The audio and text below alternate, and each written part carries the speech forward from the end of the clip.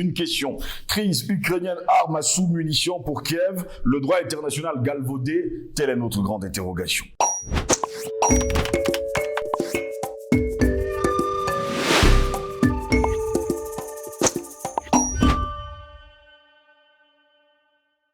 Mesdames, Messieurs, bonjour, bienvenue à toutes et à tous à cette autre édition de Parole panafricaniste. Les États-Unis se sont décidés à livrer à l'Ukraine des armes à sous-munitions, une décision annoncée ce vendredi 7 juillet. L'usage de ces armes est très contesté en raison de leur dangerosité pour les civils.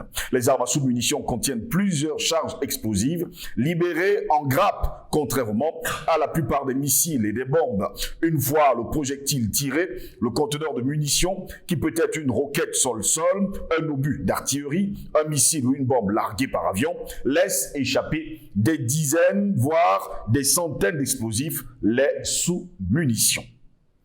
Le conteneur s'ouvre en l'air et éjecte des sous-munitions qui explosent au contact du sol de l'objectif visé. Ces armes sont conçues pour saturer et interdire une zone dans laquelle une ou plusieurs cibles ont été localisées. Pourquoi les utiliser maintenant? Est-ce parce que l'Occident a perdu la guerre du côté de l'Ukraine? Nous continuons à nous interroger. Eh bien, le ministre ukrainien de la Défense, Oleksiy Reznikov s'est félicité en tout cas de la décision des États-Unis de fournir des bombes à sous-munitions à Kiev, affirmant que cela contribuerait à désoccuper le territoire ukrainien tout en promettant qu'elles ne seraient pas utilisées en Russie. Les États-Unis ont annoncé vendredi la fourniture à l'Ukraine de bombes à sous-munitions interdites par plus de 100 pays pour l'aider dans sa contre-offensive face aux forces, on va le dire comme ça, russes.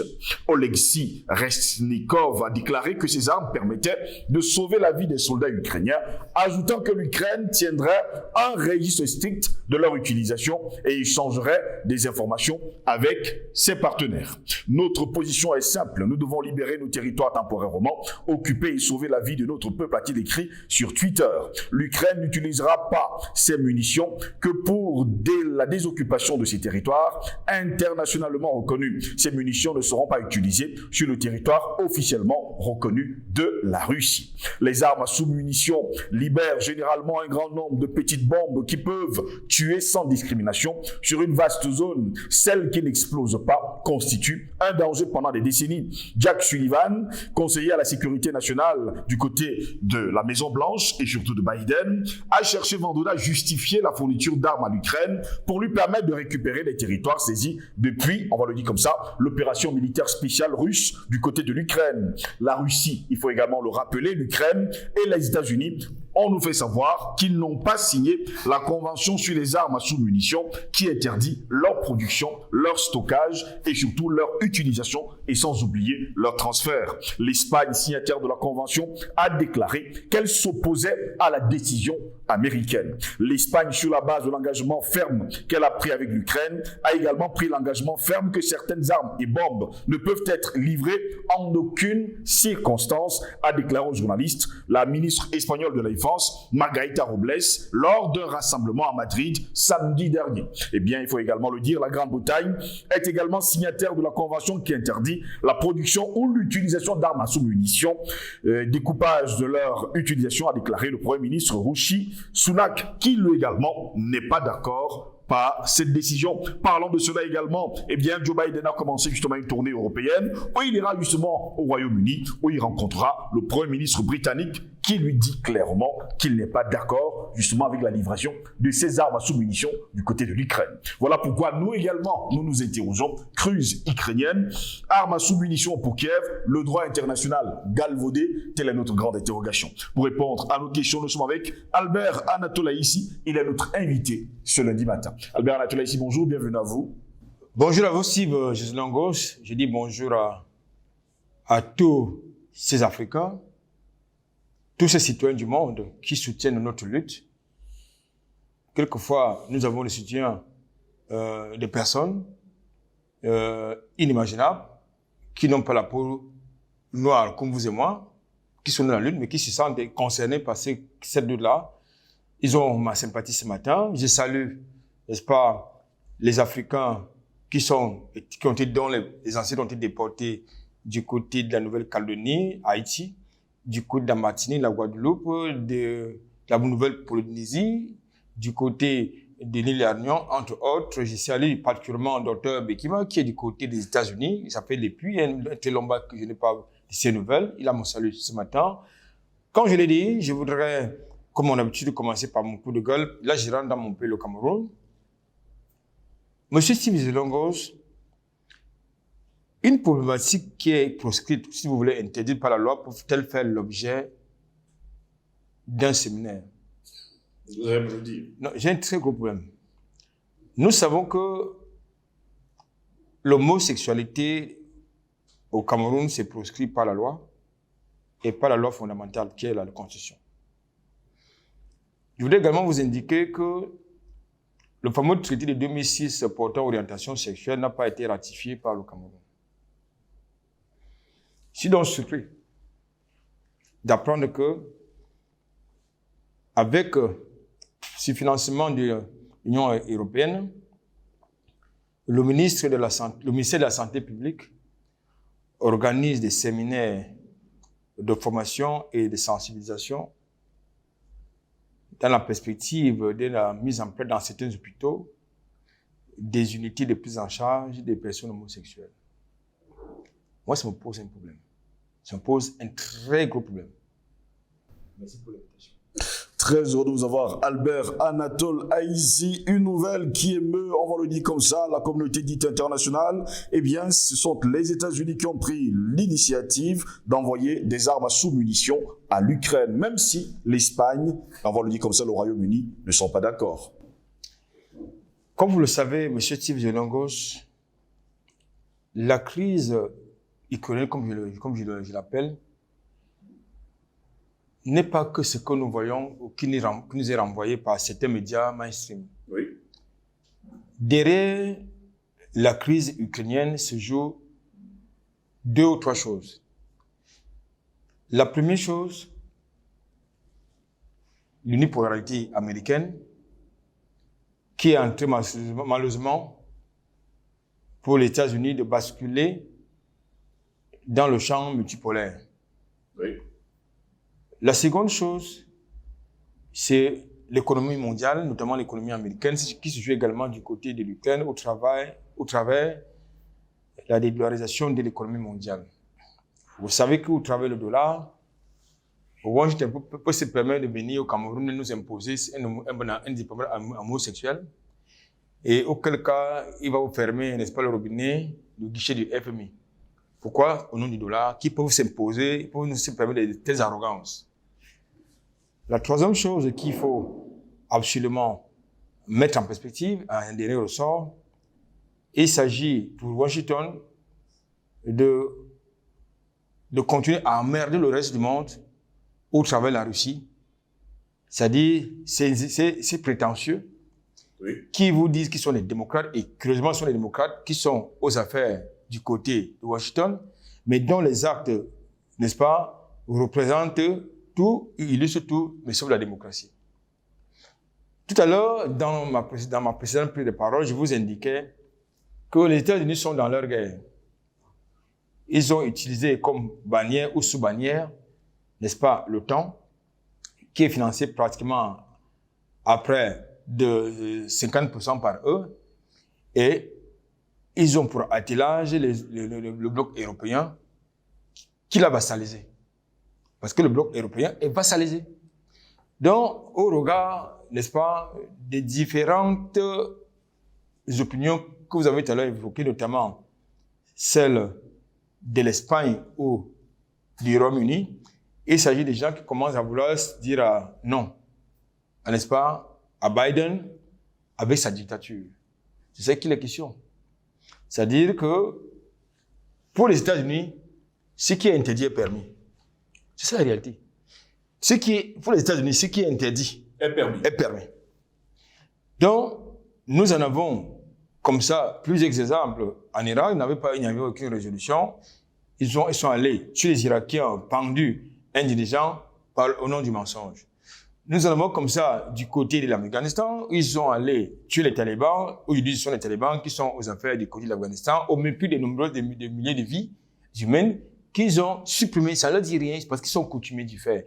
Du côté de l'ex-Yougoslavie, ils en ont tué des millions de Yougoslaves, ils n'ont rien à cirer de la vie des autres.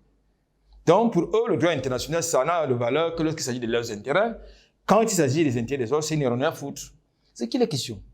Ça veut donc dire, et là, ça justifie donc, et nous devons le soutenir, justement, la Russie, au travers de Poutine, qui s'est engagée, justement, dans une sorte de révolution, de rectification du bloc géopolitique. Parce que vous ne pouvez pas être les maîtres du monde. C'est-à-dire, vous autoproclamez les maîtres du monde pour s'aimer la pagaille, la dictature.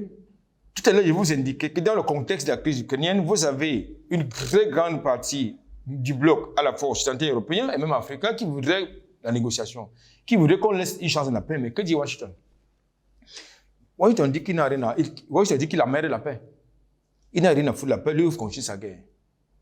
Et, actuellement, vous avez un exercice majeur des pays membres de l'OTAN qui est en train de s'opérer en Europe, pour, dans la perspective d'un engagement, n'est-ce pas, majeur, contre la Russie, du côté de l'Ukraine. Ils vous disent, je vous dis que ces armes utilisées, qui sont fournies à gauche, à droite, ne vont jamais se retrouver, d'abord entre de mauvaises mains, et qui ne seront pas utilisées contre la Russie, en tout cas sur le territoire russe. Ce qui est un mensonge. Ce qui est un très gros mensonge. Nous avons vu des armes fournies par l'OTAN, les pays membres de l'OTAN, aller bombarder la Crimée, qui est un pays, n'est-ce pas, russe, qui est un pays qui rentre dans le giron russe. Nous avons vu les drones fournis par les pays membres de l'OTAN aller bombarder Moscou. Mais de quoi est-ce qu'on parle? Nous avons vu une partie de ces armes aller bombarder des civils à la frontière dans le pays, dans les régions qui sont frontalières n'est-ce pas, de l'Ukraine. De quoi est-ce qu'on parle? De quoi est-ce qu'on parle? Il y a quelques jours de ça, il y a quelques semaines, j'ai suivi un documentaire où il était indiqué clairement que certaines armes fournies par le bloc de l'OTAN, à l'Ukraine, se retrouvaient en dehors n'est-ce pas, des frontières européennes. C'est-à-dire que c'était revendu. C'est-à-dire qu'il y avait un trafic d'armes. Qu'est-ce qui garantit que ces armes ne seront pas utilisées? Ils ne vont pas se retrouver entre les mauvais mains. Dans ce contexte, vous avez donc 3 ukro-nazis qui ont été faits prisonniers par la Russie et qui étaient du côté de la Turquie, qui ont été libérés. C'est-à-dire, il s'agit des 3 commandants du régiment Azov. Vous connaissez le régiment Azov, c'est-à-dire un groupe de nazis qui a presque décimé les ukro-russes en 2014. Ils ont été libérés et ils sont repartis en Ukraine. Bon, lorsque vous voyez donc ces genres de scénarios se mettre en place, ça veut dire que Washington préfère le chaos. Dès lors que ça se passe très loin de ses frontières, ça ne lui pose aucun problème.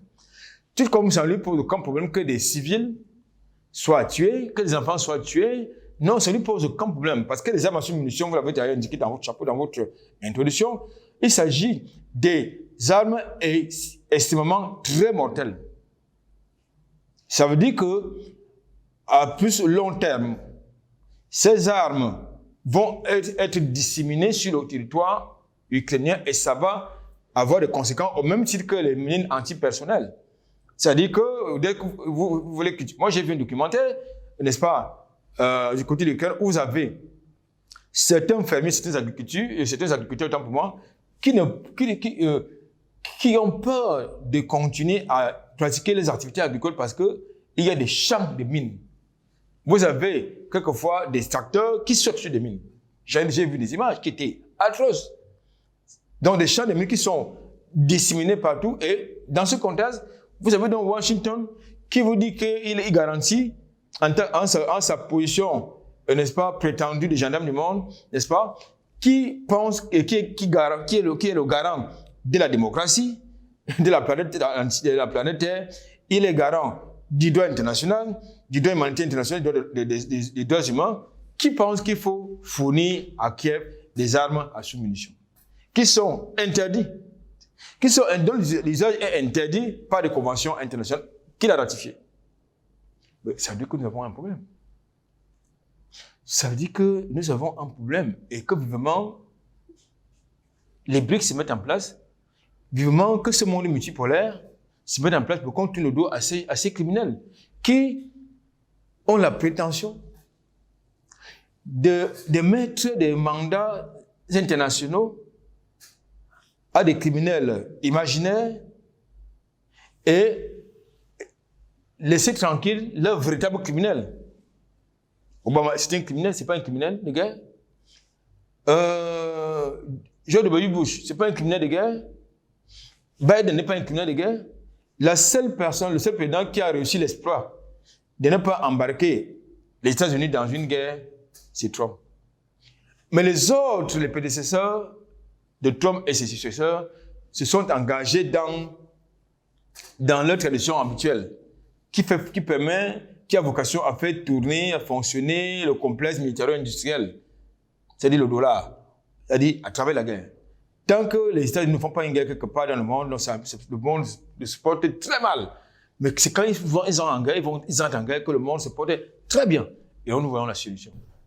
Albert Anatola, ici, cette décision controversée des États-Unis de donner des armes à sous-munitions à l'Ukraine, est-ce pour dire à la terre entière que l'Occident a perdu la guerre en Ukraine?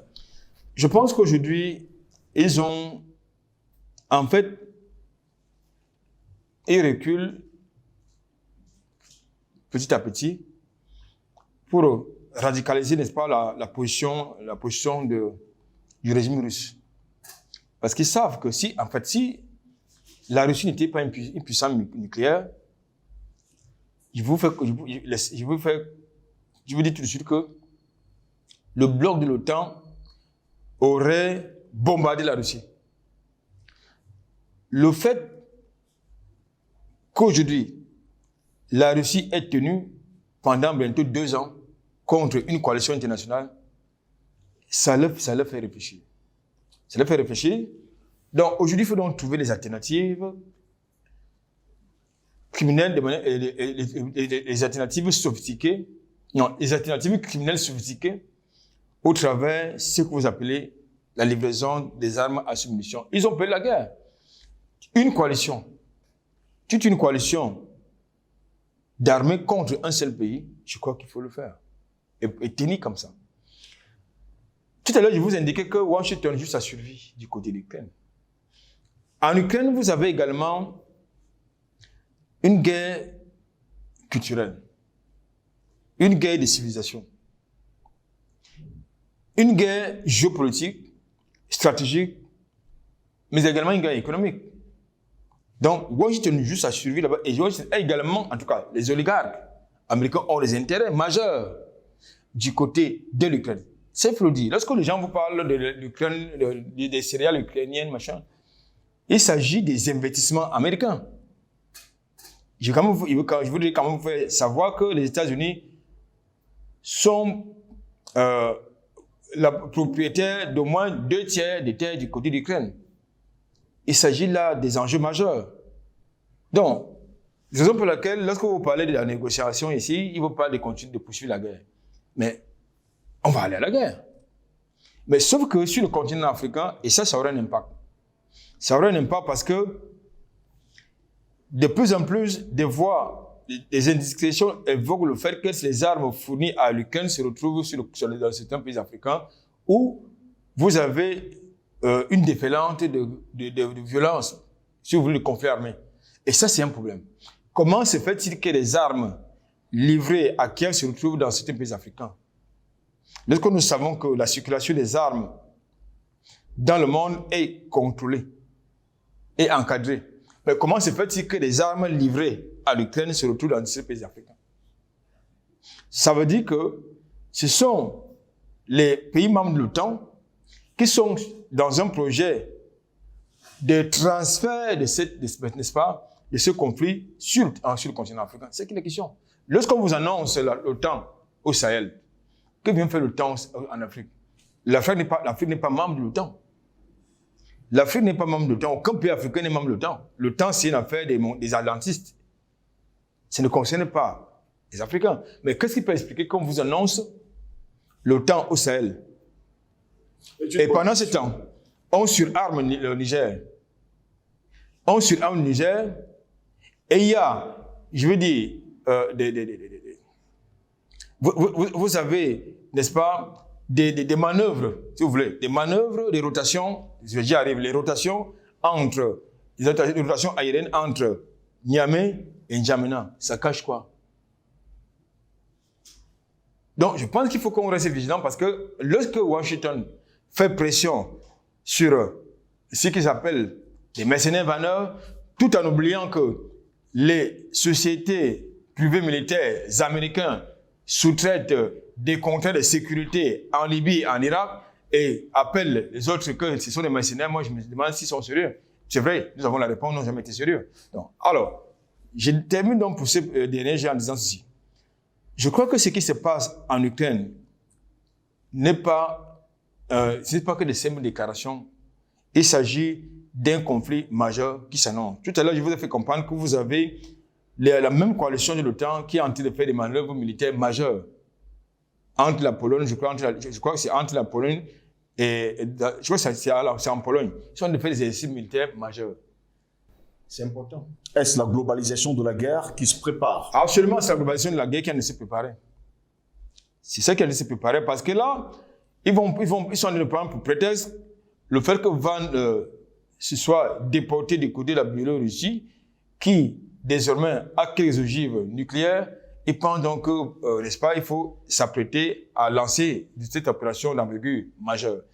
Vous avez également, n'est-ce pas, Taïwan, qui pose un problème entre la Chine et les États-Unis, où vous avez également des manœuvres qui sont en train de s'y opérer du conjointement entre le Japon et la Corée du Sud. Ça veut dire que nous sommes là dans la globalisation, comme vous avez indiqué tantôt, dans la globalisation de cette conflit armé, non, de cette guerre du côté militaire. Merci, Albert Anatola ici. Ça fait un plaisir. Merci à vous également, mesdames, messieurs, de nous avoir suivis. Au plaisir de vous retrouver très prochainement. Passez une agréable journée.